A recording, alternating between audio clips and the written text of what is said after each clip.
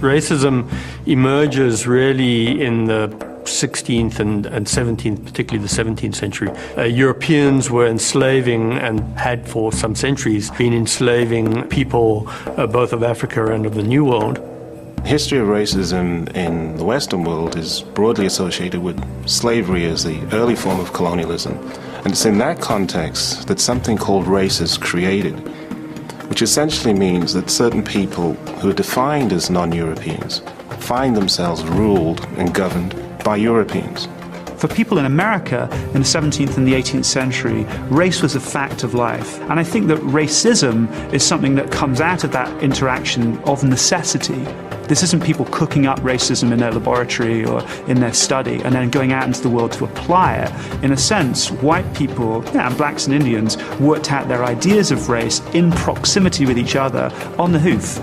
The British don't become slave traders and slavers because they are racist. They become racist because they use slaves for great profit in the Americas and devise a set of attitudes towards black people that justifies what they've done. The real engine behind the slave system is economics.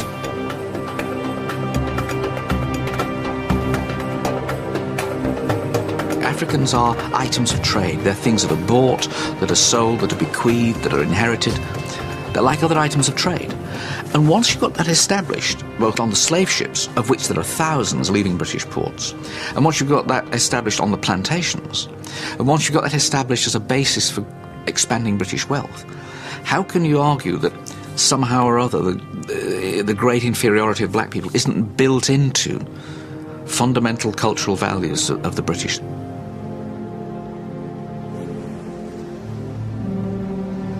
John Hawkins was perhaps the first English trader to actually kidnap slaves from Tagreen, which is a couple of miles from Freetown, and forcibly took slaves away from Sierra Leone.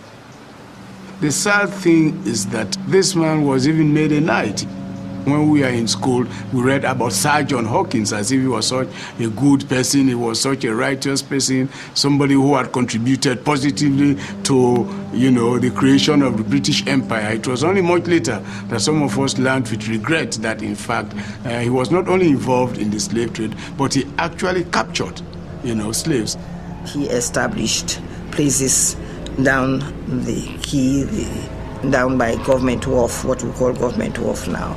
Over time, it became an industry, and a lot of English traders and a lot of Sierra Leonean rulers, particularly those along the coast, became heavily involved in the slave trade. And we have, for instance, several islands off the coast of Sierra Leone that were prominent slave trading posts, like Bonds Island, for instance, where there were English force, other European South force, even Americans were very heavily involved in the slave trade from Bonds Island. We trader come for buy. The number there, in a group iron, the number we want, he take up. He put on this fire room, obi, a banner, na sudara. And of course, we know the way they were taken, captured, tied up, chained, and thrown into the ships. So it was a very bad experience for the slaves from the moment they were captured up to the time they reached the so-called New World. And then those who survived and did arrive, had to be put for sale. And then when they were bought, they had to undergo all kinds of indignities. One great woman, it could cost 2 man price. Sometimes it work for you, not the garden. Not come back, it work for you, it born picking for you. Now for that, it pay 2 times for one great woman. When you both come collect tuna, go.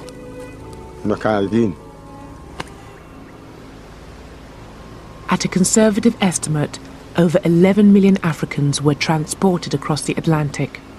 Manacled and packed together like animals, at least 2 million died during the infernal voyage known as the Middle Passage. Slaves are seen as deracinated people, people who did not belong, who were natally alienated. That is, they had no rights of birth, and they're seen as people who had been torn from another society but not socialized into the new one. So they were socially dead, so to speak.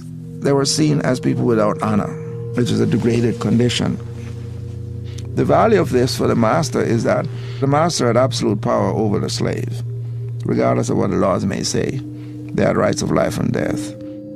A situation grows up where thousands, tens of thousands, hundreds of thousands of these black or dark-skinned people are being kept down without rights and kept at work night and day by a system of surveillance with whips and cutlasses. And of course, there is the fear that they will try and rise up, that they'll try to run away, and that when they do that, they're going to slaughter the masters and the overseers and their wives in their beds. And really that any white person will be seen as a potential enemy by the blacks. And so you get this mutual fear between the two groups, and this tends to consolidate racial feeling. And the only way to keep these slave societies even minimally secure was to arm all the white men, and even indeed some of the white women too. So you're there in your plantation manor, you're there in your settler outpost. What are the natives doing? Sort of classic line, from these movies. The natives are restless. What's going on? Those drums in the background. There's the idea that these people are sort of getting together and they're going to invade us, they're going to attack us. And it's a kind of projection basically. In other words, you've invaded their countries, you've subordinated them. There's a long history of colored perils. There's the red peril called Red Indians. There's the yellow peril. There's the black peril. There's this idea of the non-white other. And the non-white other is threatening, the non-white other is scary, the non-white other may be coming to attack. And it comes out of, you could say, a bad conscience in part, a sort of subconscious recognition perhaps of the kind of things that have been done to the non-white other. In the early 16th century, from Chile in the south to Florida in the north, this non-white other was no more than vermin to be exterminated. The Dominican monk Bartolomé de las Casas was eyewitness to countless atrocities against the native populations. His account reads like a catalogue of genocide. The mainland in the region known as Florida. The Spaniards murdered many, as is their custom, in order to strike terror into the hearts of these people. They made their lives an utter misery, treating them as so many beasts of burden. In another large town, the butchers put the whole town to the sword, young and old, chiefs and commoners, not even the children were spared. The butcher-in-chief arranged for a large number of natives in the area to have their noses, lips and chins sliced from their faces. They were then sent away in unspeakable agony and all running with blood, to act as walking testimony to the great deeds and holy miracles performed by these dauntless missionaries of the Holy Catholic faith. The things that Las Casas witnessed, particularly on Hispaniola or in Cuba, these incredible crimes, these incredible attacks on Indians, disembowelings and burnings and rapes and whatever else, I'm sure that level of violence is something that you could have witnessed in different places in the 17th, the 18th century, in other parts of the Spanish Empire. But it was a peculiarly awful moment that Las Casas saw as the Spanish got to the Americas and tried literally to work the Indians to death. The reports of Las Casas caused enough unease for the Council of the Indies, the Spanish administrators of the New World, to call a debate at Valladolid in Spain in 1550. The debate concerned not just the mistreatment of Indians, but whether they could be categorized as human at all. In contest with Las Casas, the champion of the native populations, was the Jesuit Juan Ginés de Sepulveda. By this time, the Spanish have been in the Americas for about 50 years. And during that time, the brutalities carried out by the conquistadors had reached such heights that it caused some alarm. And out of that context came this particular debate. On the one hand, there was this idea that the Indians had souls, they could be Christianized, and they should be treated not as servants, not as forced laborers, but as people under the protectorate of the Spanish. On the other side of the debate was the idea that perhaps these are not people with souls, perhaps these are people who are natural slaves. And in that context, they could be coerced to produce labor. What Las Casas wanted to do was to change the policy of the Spanish crown towards the Indians. So paradoxically, he was able to get slavery of Indians banned. That's something which the Spanish crown bans, outlaws. And by 1542, the laws have been changed to ensure that there can no longer be Indian slaves. But Las Casas also suggests that the labor shortfall in America can be made up with black slaves from Africa, which I think he later regretted, later in life. It's a key moment insofar as the reflection on the system that produces race is there in that debate. The system that produces race, which will produce race over the next 200-300 years, is that colonial system, which takes this diverse range of peoples and defines them as Indian, forces that category on them. And it's in that context that you begin to see two things that go hand in hand with the development of racism. On the one hand, the institutions that keep in place exploited populations, oppressed populations, and in that context, the debates that then take place as to what kinds of populations they are. These debates begin with lawyers, they move to anthropologists, and then they move on to biologists, always debating within that context of colonialism, which fixes those people as objects of investigation. Thursday, 11th October. Thus far and no land. Another 12 hours will decide. A crucial moment in the racial history of the whole Atlantic world and of the world is Christopher Columbus, but not the first voyage, which everybody knows about, but the third voyage in 1498. Columbus sailed south to Sierra Leone, where, as he noticed, the people are very black, perfectly black. And then he sailed due west from Sierra Leone, and he wound up near Trinidad and the northern coast of South America. And he reported that the people there were white with blonde hair. And that shouldn't have happened according to the prevailing theories of skin color in the whole classical world in the medieval period. What happened with Columbus is that people started to realize that you could stay on the same latitude and get radically different skin colors. And if that was the case, then there had to be some other explanation for skin color other than geography. So that's where you begin to get the emergence of biological theories of difference in skin color. And that leads eventually to racist theories of differences in skin color. And so a view emerges, originally identified as pre-Adamism, that maybe there are multiple origins and that less civilized, more primitive human beings have an origin that is not accountable for by a biblical narrative, but are closer to the animal world. And that view then develops into a view called polygenism, that is multiple origins. When Europeans first encountered chimpanzees, they were really struck by the similarities between what we now call chimpanzees and humans. But they called chimpanzees drills. And one of the questions that John Locke talks about in his essay concerning human understanding is the question of whether human beings have mated with drills.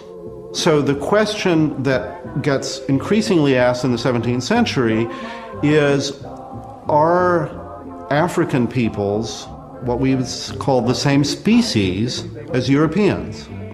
And Locke has real questions about whether we can say that they're the same species or not.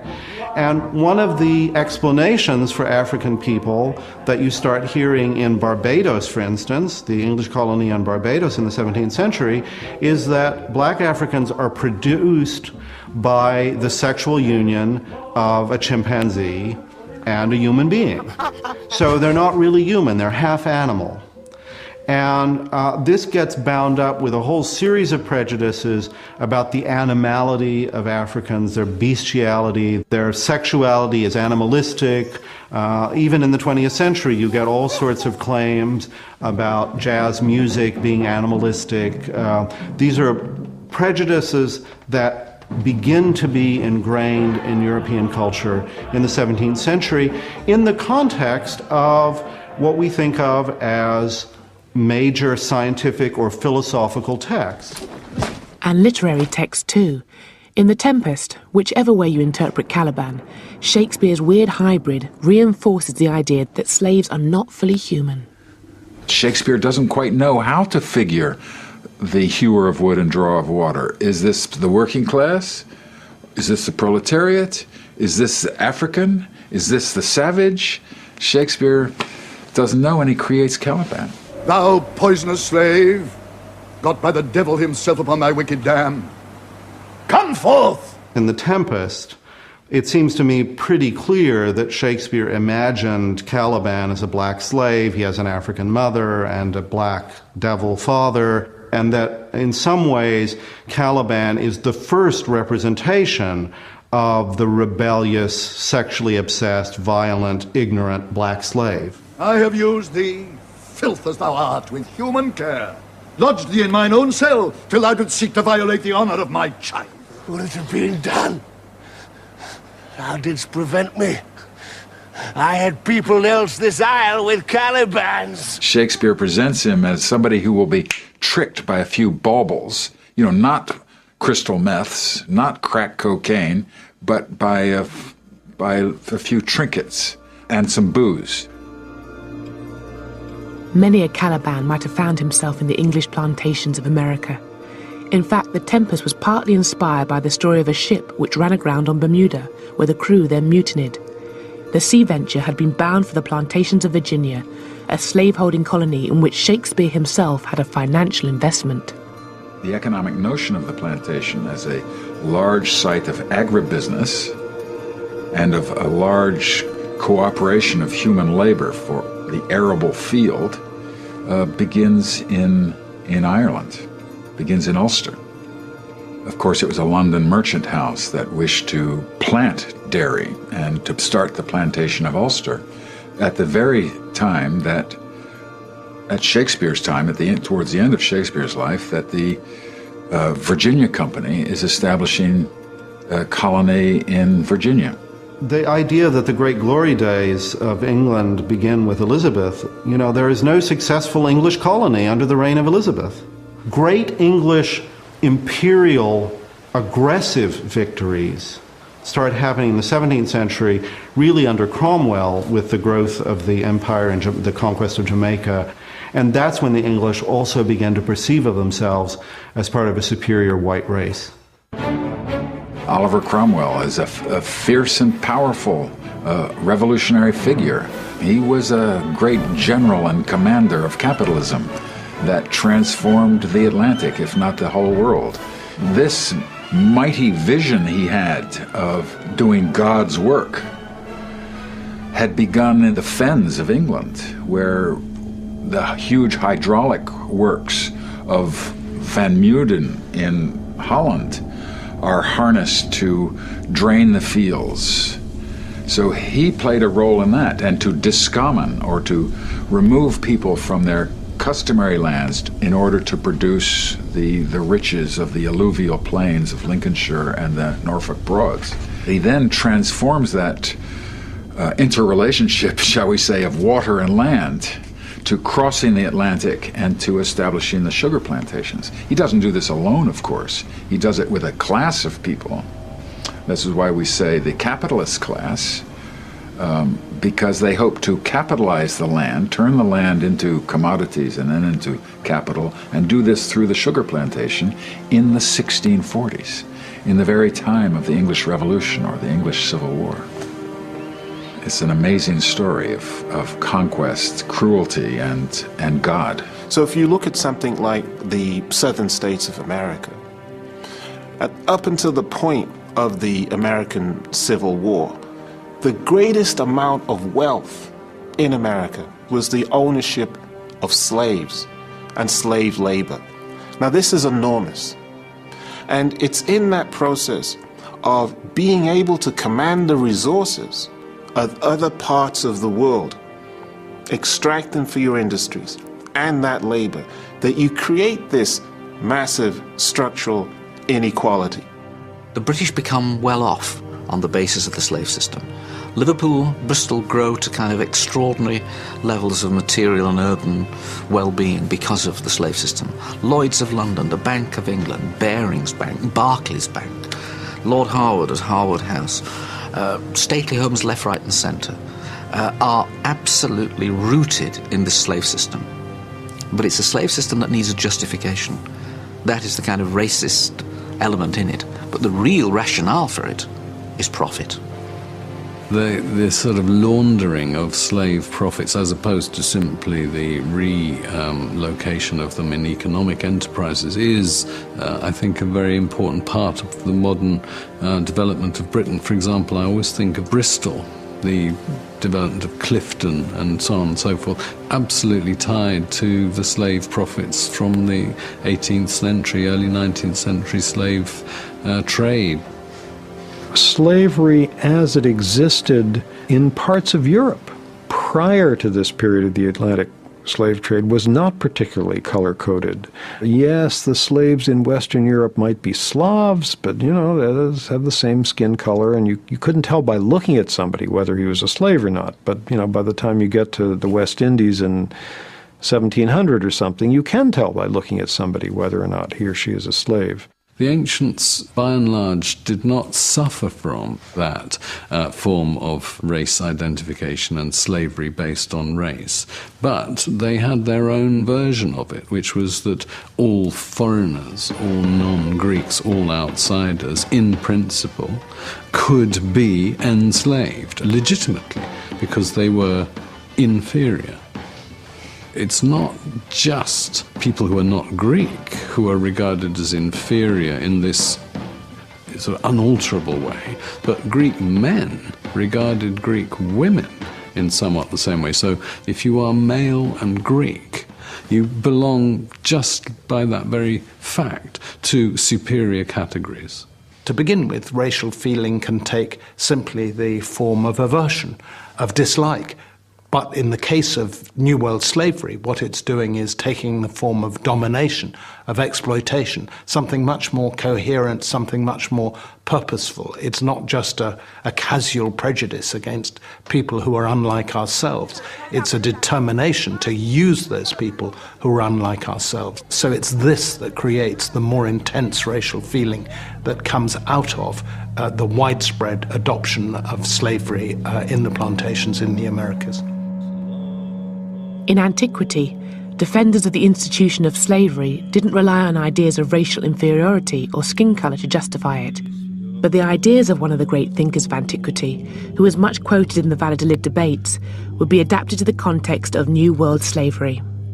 Aristotle, if I could use an awful phrase, is the nigger in the woodpile, because his views were looked back to from the later medieval period onwards and cited because Aristotle was regarded as, though unfortunately he wasn't a Christian, he lived too early, nevertheless he was the next best thing. And if he said slavery was a natural phenomenon, then it probably was. But it's very important to be clear that Aristotle was not speaking in terms of external racial characteristics, colour. Genesis chapter 9, verse 25. And Noah began to be a husbandman, and he planted... An authority even greater than Aristotle's was invoked to justify slavery: God and his good book.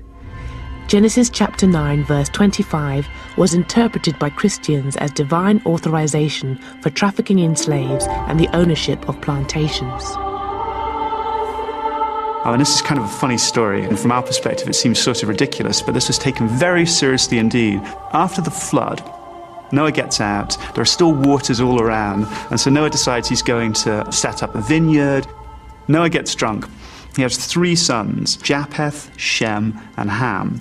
Ham goes into Noah's chamber while he's lying in this inebriated state, and then takes off the sheet, looks down at Noah, and then calls in his brothers. And Ham, the father of Canaan, saw the nakedness of his father. And says, "Look at our father who's lying naked," and tries to get his brothers to laugh. When Noah comes around from his stupor, he's furious, and he pronounces a curse on Ham's descendants. And he said, "Cursed be Canaan, the servant of servants shall he be unto his brethren. So he says that Ham's son, who's called Canaan, will from then on be cursed in perpetuity, and he'll be a slave to the other two brothers, Shem and Japheth. The curse of Ham was not specifically black from the beginning. There was a medieval writer representing the lords of the manor saying the peasants are the descendants of Ham, and that's why they have to serve. The word slave originally originated from Slavic. These were people who had been captured on the eastern frontiers of Europe. And it was not until about the 15th century when the Portuguese in West Africa began to specifically identify Africans with the curse. But the idea is that one branch of the human family has been enslaved because of this curse, which Noah pronounced on Ham. It's a kind of one-size-fits-all oppressors story, because you can decide whatever group it is that you want to enslave or oppress are the descendants of Ham, and therefore you have a biblical justification for your mistreatment of them. Christianity it does different things at different times. In other words, there's certainly a strand of thinking in which people justify slavery by arguing that it's bringing people in Africa into Christianity and so forth. Christianity is just one aspect of a number of different systems of thinking that would create the colonial basis for the kinds of knowledge which will be used to define non-European populations. So you move from Christianity to liberalism, to notions of humanitarianism, to capitalism. All these kinds of interventions are part of trying to manage and make sense of what the colonial enterprise is without questioning the colonial enterprise, without questioning what Atlantic slavery is. Christianity's role in slavery is very complex. For most of its history, it basically accepted slavery as part of the order of things. In a way, the parallel would be the attitude towards a homeless person today. I mean, we see it not as a sin or as evil, but as an unfortunate situation. And this continued right up to the middle of the 18th century, when a truly radical change took place in which some Christian thinkers began to see slavery as a sin. Enslavement of the natives of North America was never European policy, but that didn't make life any easier for these indigenous peoples, whose relationship with the settlers would ultimately leave most of them either victimized or dead. If you look at Native Americans from their perspective, when white people arrived, they were a disruption, they were shocking, and they were surprising in all sorts of ways. But for many Indians, they simply looked at them as another rival group. And this is one of the interesting facts about 17th century American history. From Indians' perspectives, whites were in a way a bit similar to other rival Indian nations. So perhaps you'd trade with whites, perhaps you'd make war with whites, perhaps you'd ally with the whites against another Indian nation. Indians didn't see things in white and red, if you want to put it that way, white and red terms, because the white settlements weren't powerful enough until much later in the 17th century, even into the 18th century. So they didn't see this as an invasion, as a form of genocide, in a way that would unite them as Indians against white people. The ways and thoughts of the white men are strange. But for all that our skins are of different hues, we are friends, Chingachgook. You could talk about the 18th century as a 100-year period in which Indians increasingly realize that the battle is between them and white people.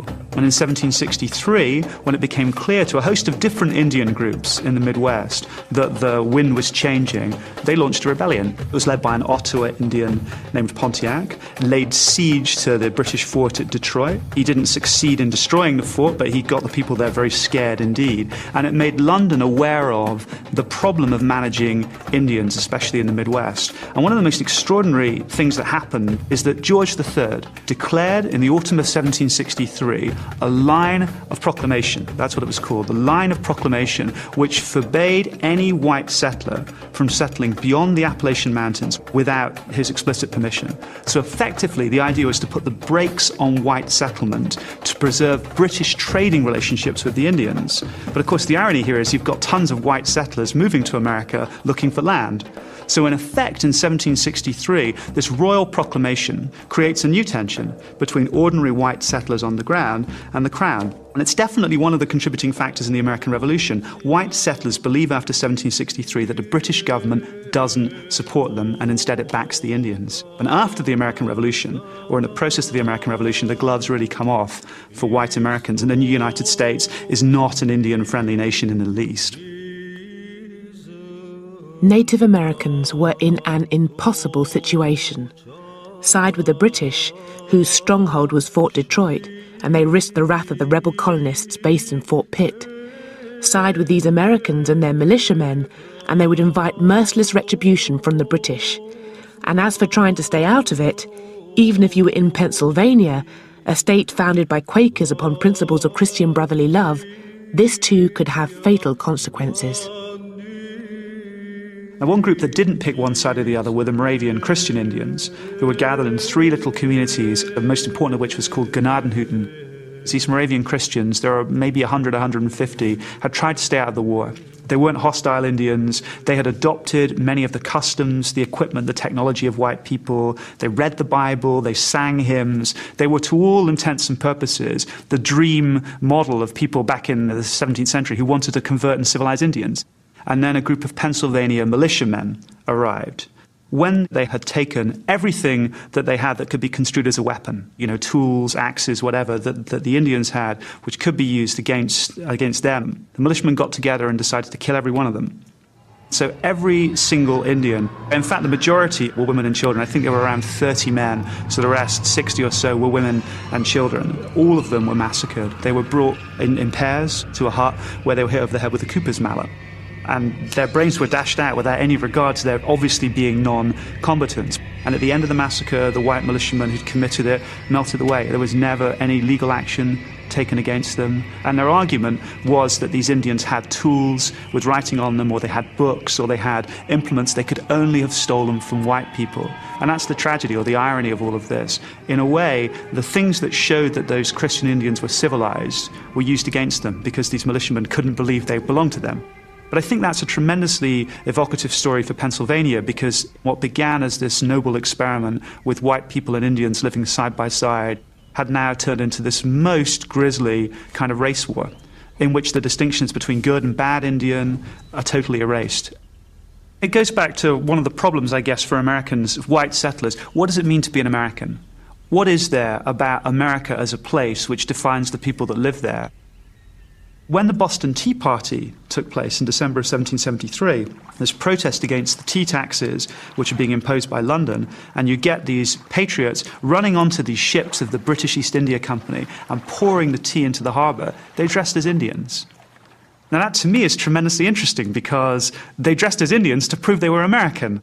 It's as if when you get past the stage of mastering Indians militarily, they become incredibly useful culturally in articulating Americanness, the idea of being American. And, there's a reason why there are cars called, the Cherokee, or the Pontiac. I mean, you line up the major Indian leaders, line up the major Indian tribes, and you can probably find a vehicle or a weapon named after one. The Apache helicopter, Tomahawk missile. You don't have to look very far to find that kind of connection. And many people have pointed out the Indian appears on the nickel, but the African appears on no coins. So the Indian was sort of a symbol of America in a way. Not the full destiny of America was to be civilized, and Indians were to become civilized or they were to die out. But they still identified with America in a way that Africans could not be. The one thing that comes to mind looking at it over a long period of time is that one of the main distinguishing features of black-white relations in the United States has been the idea of the so-called one-drop rule. Purity of blood. To be white, you could not have an unknown black ancestor. It wasn't always enforced, but this was the rule. Indian blood and intermarriage with Indians, going back to John Rolfe and Pocahontas, was not taboo. So that when Oklahoma became a state, it was interesting, the Oklahoma Constitution, there were a number of part Indian figures who were involved in the setting up of the Oklahoma state government when it was in 1910. And the law said there could be no marriage between whites and blacks, and no marriage between Indians and blacks. But that left Indians and whites to freely intermarry.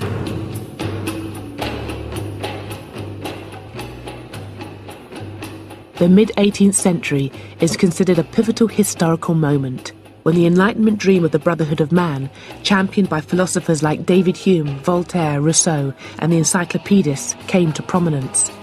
This period gave rise to the ideals of liberty, equality, and fraternity, principles that fueled the American and French revolutions.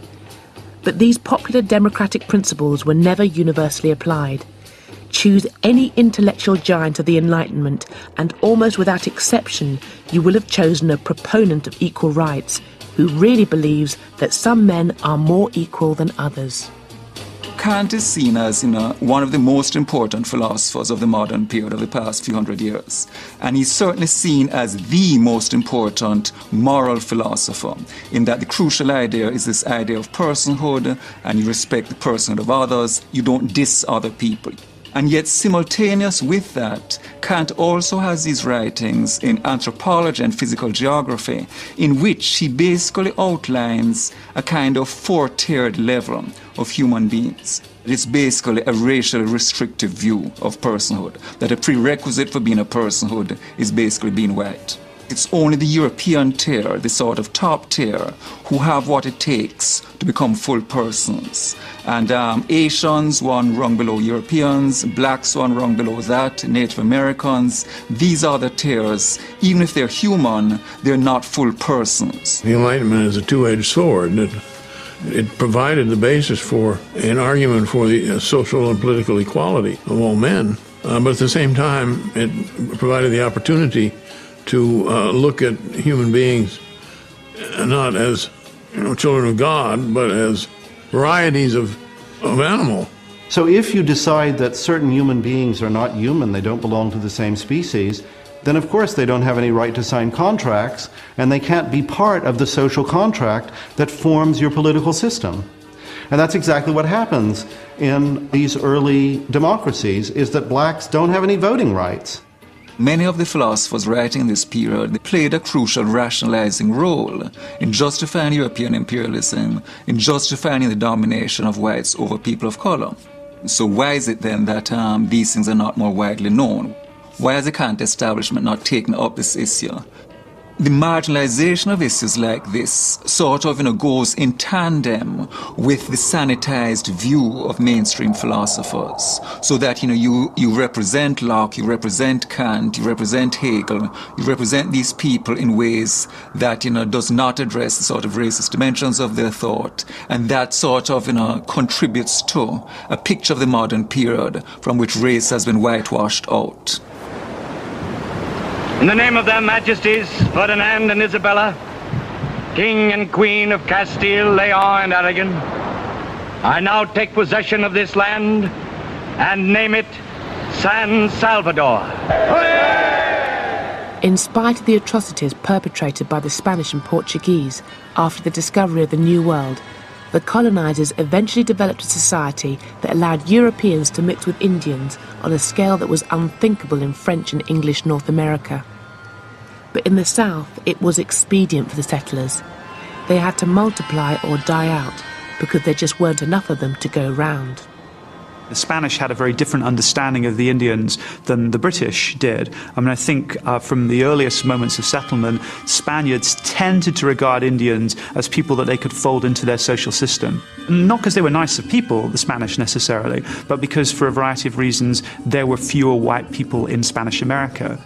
Because Spain never colonized America with anything like the number of colonists that England and eventually Britain brought over. The number of Spaniards, peninsulares as they were known, people from the Iberian Peninsula that actually came to Latin America, was much, much smaller. One sees emerging in the period of the Enlightenment, in the latter part of the 18th century, as abolitionism is beginning to take root in that part of the world as well, a much more vigorous form of mixed race interaction that you find in other parts of the world. It's a different tradition coming out of Southern European colonization, Portuguese on one hand, Spanish on the other, and out of this a greater willingness to engage in forms of mixed interaction, mixed intercourse, and identified and acknowledged mixed race populations emerging.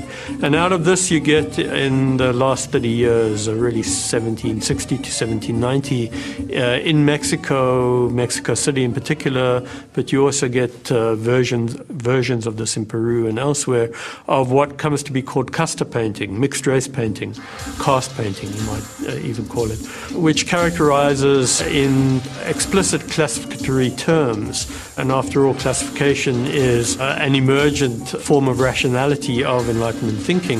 The casta painting lays out the forms of offspring that emerge from certain kinds of mixture between what they call Spaniard and Indian on the one hand, Spaniard and black on the other.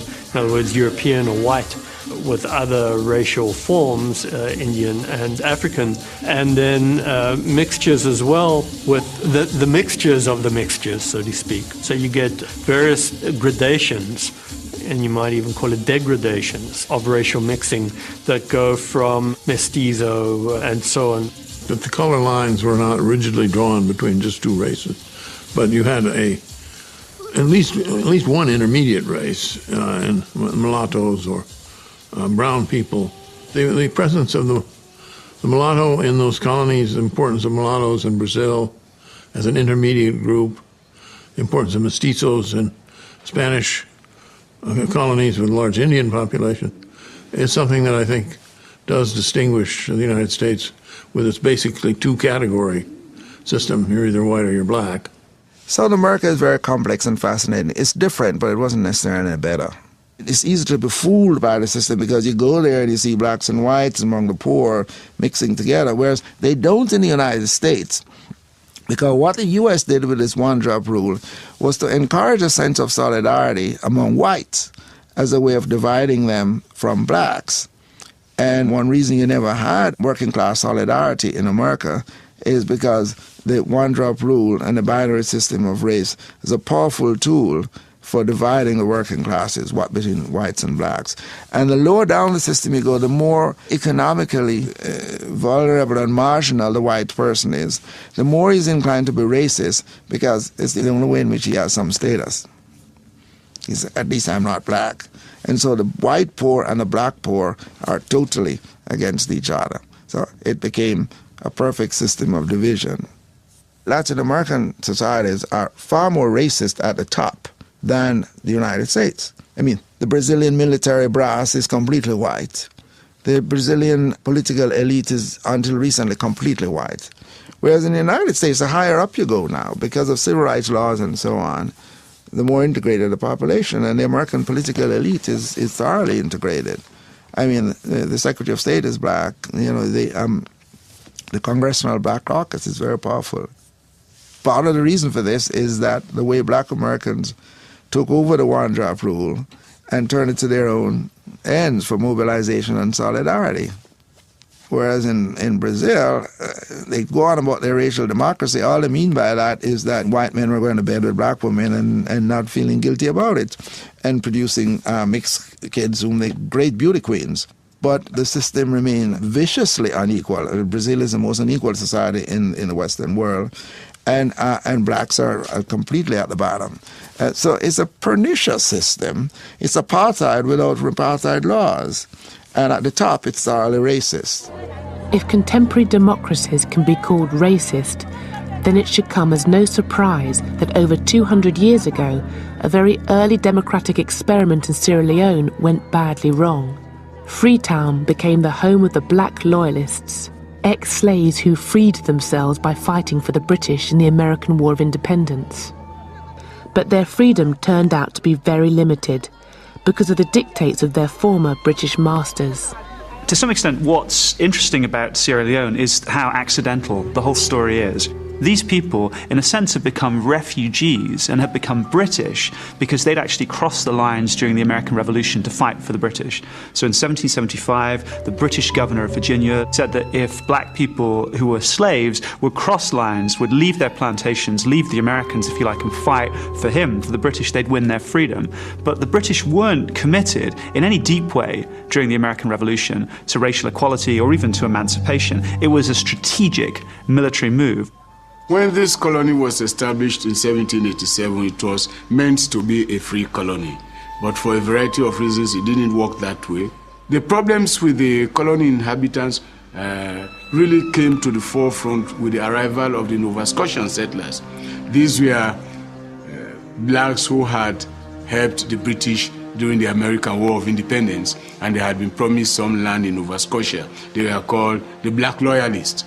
Many of the promises that the British made to them were never fulfilled. The tragedy of Sierra Leone in the 1790s is the difficulty, the almost impossibility, I guess, for whites of letting black people run the colony. I mean, it was constantly run by or overseen by white people. And black people, I think, didn't think that's how it was going to work out. They imagined they'd have much, much more power and authority. They wouldn't just be electing constables, they'd be running the colony, and that didn't happen.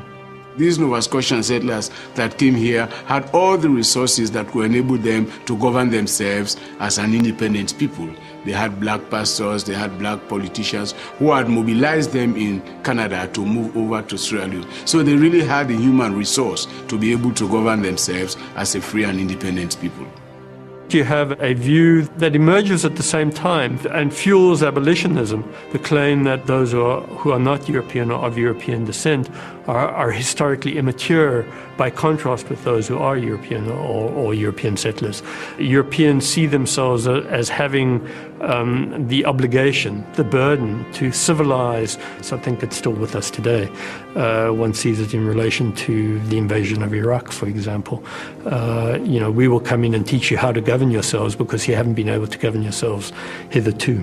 It was really a great opportunity that was lost because had these people been given the opportunity to govern themselves, it is possible that perhaps Sierra Leone would never have been colonized in the real sense of the word, and Sierra Leone could probably have been the first black African country to be free of colonial rule.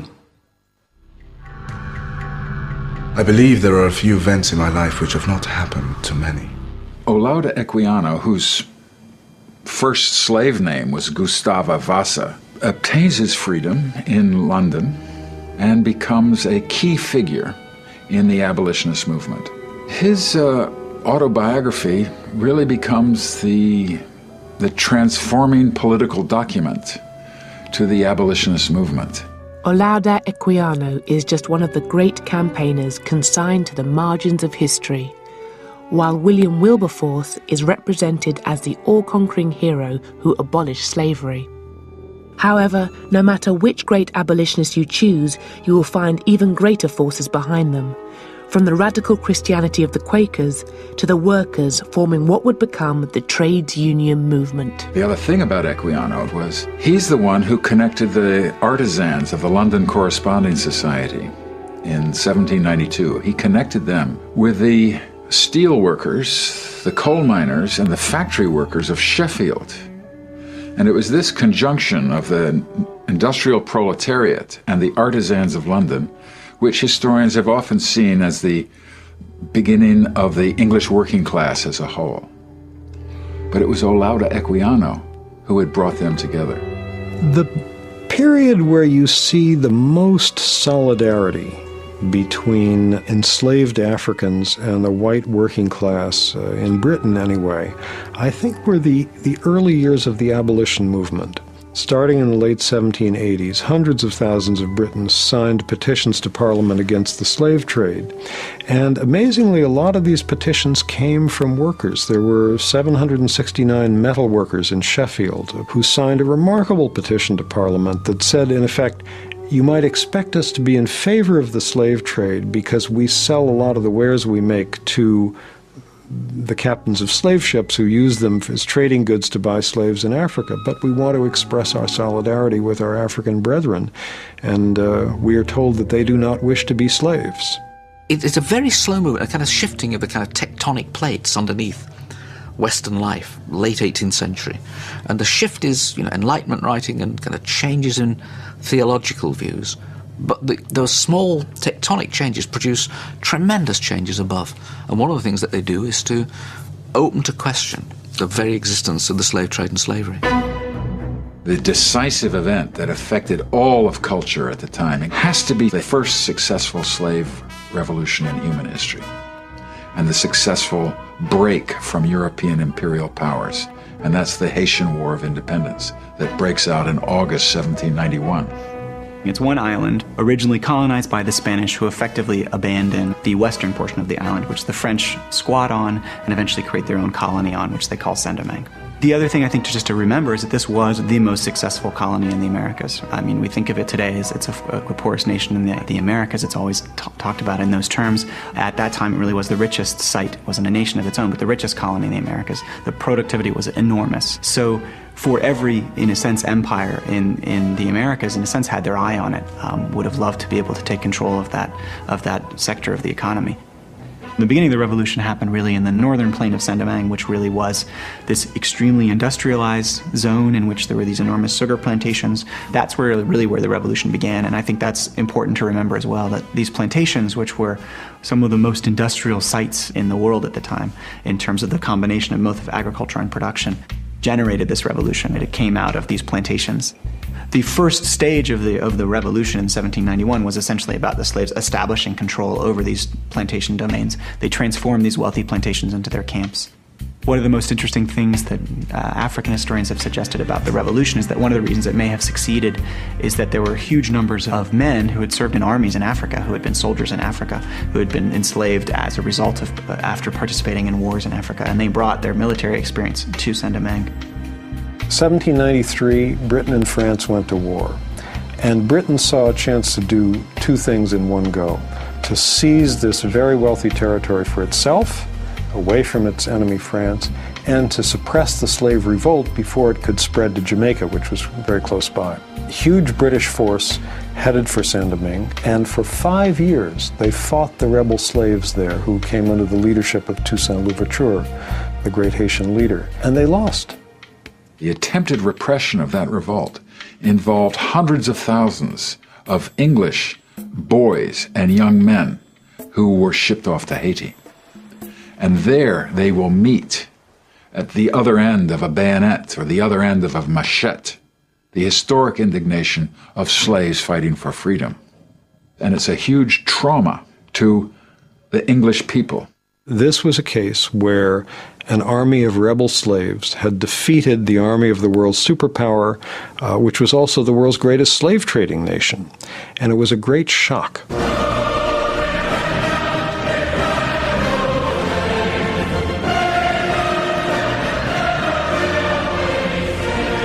The same can be said of the French, right, who have also, who later lost against essentially the same troops when they tried to reestablish slavery. The British defeat was, in a sense, presaged the defeat of Napoleon's troops that would follow a few years later. This revolution seemed kind of unthinkable for a lot of thinkers. Anyway, the idea that this was happening in some ways, the idea that slaves would become generals and leaders of a revolution and would defeat these armies, it was just really hard to kind of fit into what they believed and what they saw. Now, a lot of people, of course, did think about it and brought it into their reality. But I think it challenged at the time and continues to challenge so many of our notions about where history is made, how history is made, who are the central actors in history. This is really one of the foundational moments in the history of not just the Americas politically, but in democratic theorizing, of philosophy, of thinking about what rights are. So not only do you have a challenge to racist ideas that kind of consign people to the margins of history rather than placing them at the center, but you also have to rethink, I think, a lot of broader narratives about Western history. What's interesting about the Haitian Revolution is that it's the only revolution with the only constitution that outlaws slavery and outlaws discrimination on the basis of race. Now that is historic. That's not in the Bill of Rights in the US. It's not part of the unwritten constitution of the British Empire.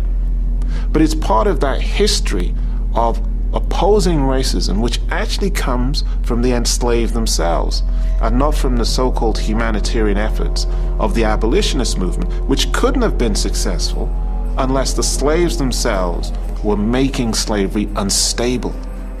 The cost they paid for it was a terrible one, because there was this international boycott of Haiti, and in the end they had to pay reparations. So it's not that reparations were paid to the slaves. They had to pay reparations to the French for property expropriated and so forth.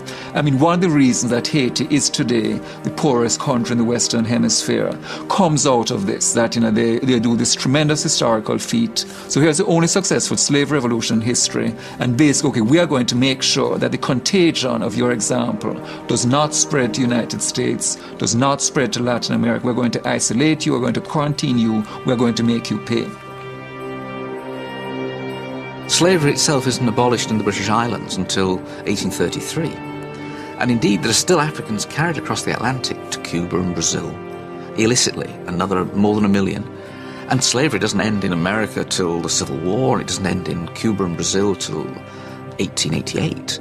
The sad truth of many situations like this, where there's a huge change on paper, a huge change on paper doesn't change people's material conditions of life. Because what happened was British slaves finally became officially free, August 1st, 1838, but for almost all of them, there was no work available except continuing to cut sugarcane. And now they suddenly found themselves having to pay rent to the planters for the miserable huts that they lived in, and taxes to the government. And there were also all kinds of other strategies used essentially to prevent former slaves from gaining access to land, to prevent them from gaining access to the cities, to prevent them from gaining access to the professions and so forth. So there were all kinds of other strategies, all of them really largely tied together by a broader racial order that also kind of sustained a certain kind of subordination without slavery. Many of the abolitionists could see that it was unjust and it was cruel to perpetuate a system where people were enslaved and degraded. But that did not necessarily mean that they saw those people who were degraded and enslaved as civilized like them. So there is a disconnect. And it's a disconnect that has to be marked and given some significance, because historically we often think that abolitionism was like an anti-racist movement. It wasn't an anti-racist movement. You know, Britain moved out of slavery straight into a wider and deeper colonial empire.